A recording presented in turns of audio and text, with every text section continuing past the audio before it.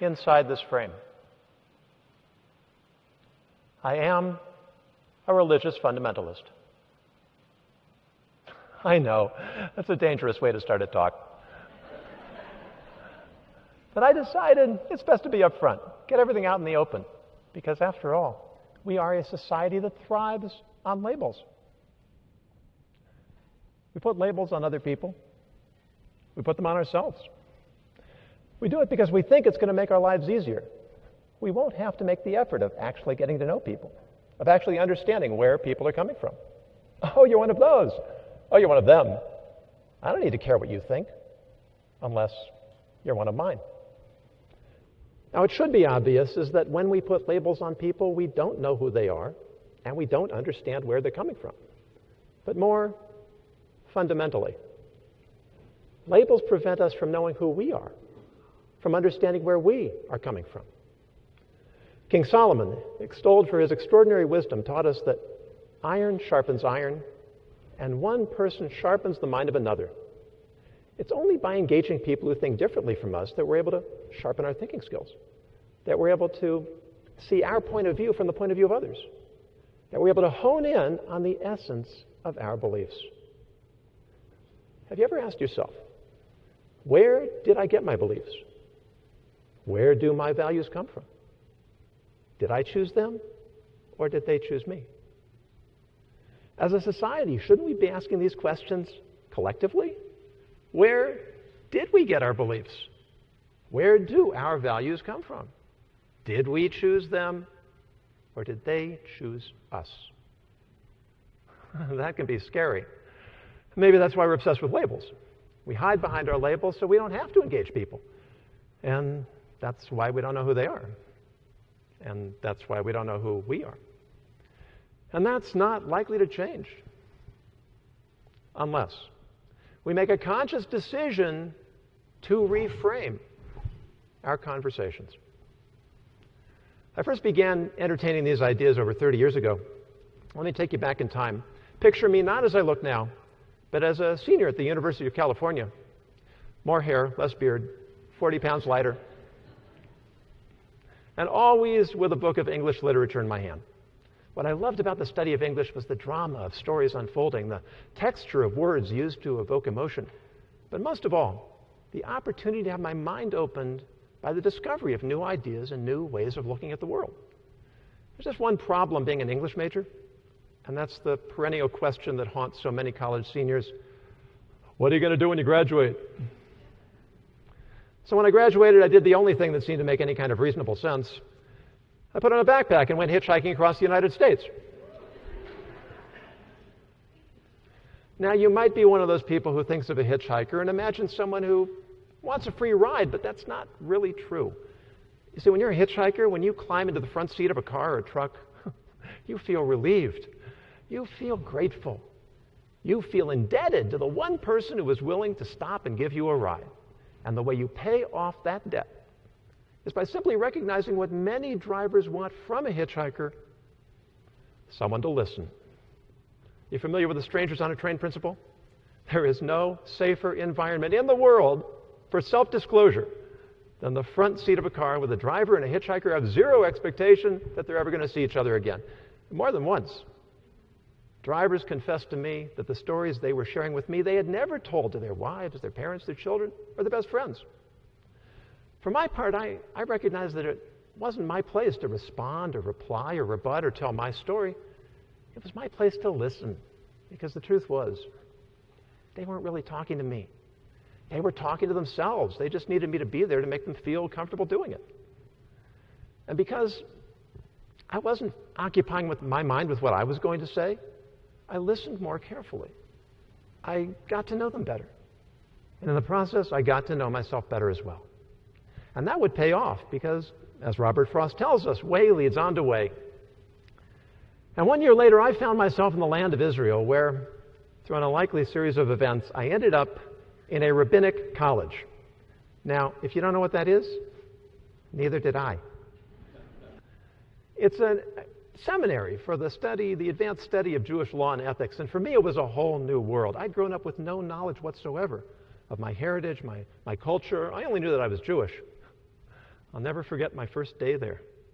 I was led into a classroom for a lecture on Jewish philosophy. Apparently it was a popular class because the whole room filled up around me. The instructor walked in, everyone stood up, and I looked for a way out. Because this instructor, he wasn't just a rabbi, he was Hasidic. And if you're not sure what that means, picture this: a long black coat and a big black hat and a scraggly beard and side locks and glasses with Coke bottle lenses, and I just knew what was coming. You better listen to me or you're going to burn in hell for all eternity. I couldn't listen to this. I had to get out. But I couldn't. You see, I'd taken a seat in the far back corner of the room, a room that was now so tightly packed I would have had to literally climb over a dozen people and make a spectacle of myself to get out. It wasn't going to happen. I was trapped in a room with a religious fundamentalist.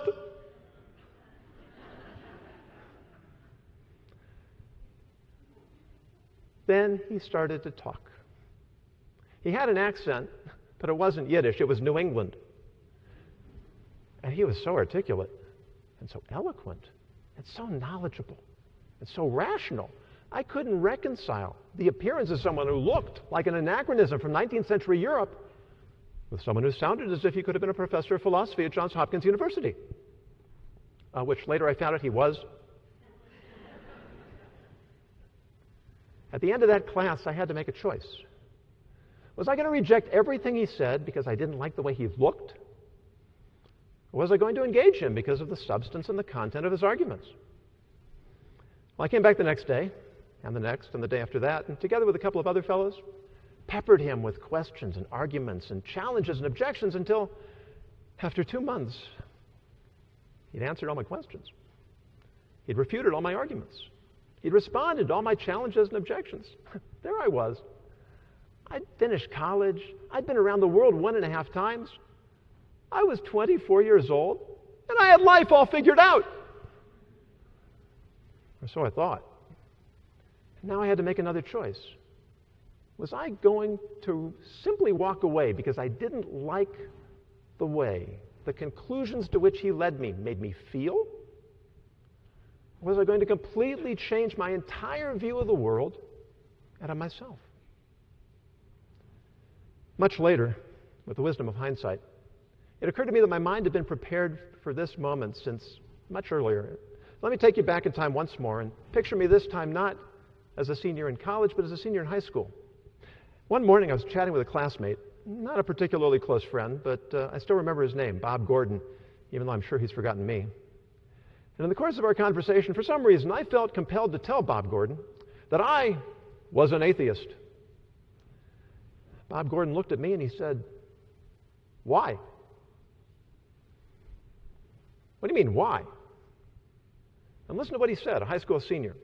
He said, "It makes no more sense not to believe in God than it makes to believe in God. You can't prove either one. Why do you want to believe in something you can't prove?" And right there, on the spot, I did something completely out of character. I admitted he was right. And immediately I changed my label. I stopped calling myself an atheist. I started calling myself an agnostic. And that was the label I kept for the next 6 years until I met a Hasidic rabbi. Someone I never would have believed could have anything to tell me or teach me, who convinced me for the second time in my life to reconsider my label. Open-mindedness does not mean accepting every belief as valid.